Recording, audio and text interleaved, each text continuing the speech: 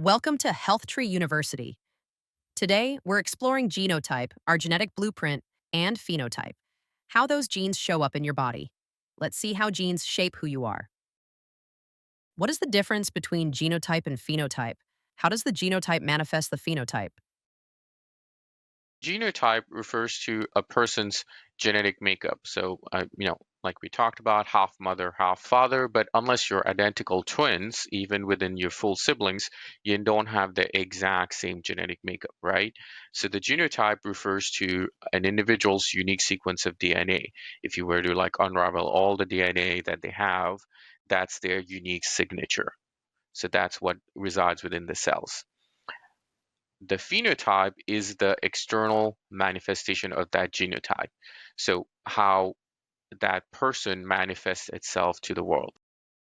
Can a mutation in your genotype affect your phenotype? Let's say when we're talking about genes and mutations, the genotype is the change that happens in the DNA at the DNA level. Let's say TP53, there is a mutation in the TP53 gene. There we're looking at the genotype if we're analyzing what's happening at the DNA level. If we're zooming out and we're looking at the patient, we can see what the clinical manifestations are of that mutation or of that change in DNA, right? So what are the phenotypic characteristics, right? How does that abnormality manifest in the individual? So for example, in someone who, let's say, this is very applicable, for example, for germline mutations, right? Where someone is born with a mutation that predisposes them to cancer. And let's say that mutation is TP53. So that is a known syndrome that's called Li-Fraumeni syndrome. So Li-Fraumeni patients are born with a defective copy of TP53. And so again, genotypic change is at the gene level, TP53, there's a mutation. Those patients will have a phenotype of essentially developing cancers at a young age, developing specific kinds of cancer, that are kind of specific to TP53 as a mutated gene, right? It would be different if it was a different kind of gene that was mutated. But that is essentially, it's the zooming out and looking at the patient. That is the phenotype. And what makes things tricky is that sometimes there's lots of variables that contribute to what kind of phenotype. You can have two persons that have the same genotype, right?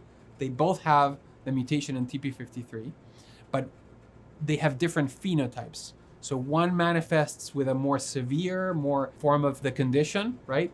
With cancers happening at a very early age, and lots of clinical manifestations.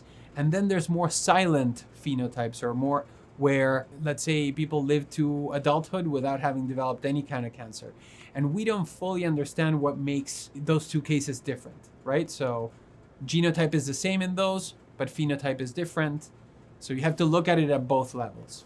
About 20 years ago, we identified bases of DNA and learned that if you compare the order of those bases in you and your next door neighbor, you two are about 99.9% identical. That is, the code of your DNA is about 99.9% the same as your neighbor, who's not related to you. Well, they're kind of related to you because they're human beings. So we are related in that way.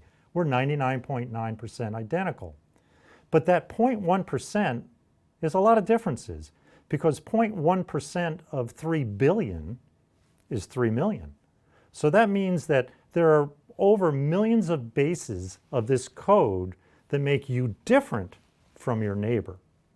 And it's the idea of understanding those differences that give us a better idea of biologic function. And we refer to an individual's genome and their traits.